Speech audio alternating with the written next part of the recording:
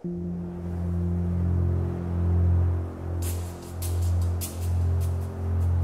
the stunt we're trying to do is two Volvo trucks speeding down the highway towards a tunnel, and I have to walk across a line before they come to the tunnel.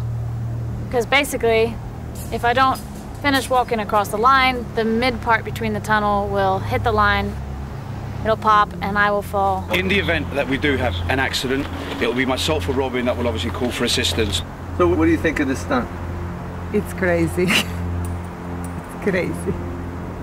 I've highlined much higher than this before. I've highlined on longer lines, and I've highlined in harsher winds, but I've never slacklined moving forward before. Too far apart, the rope breaks, too near together, she falls off. I try not to let very much go through my mind. It's better to just focus on walking and getting to the anchor.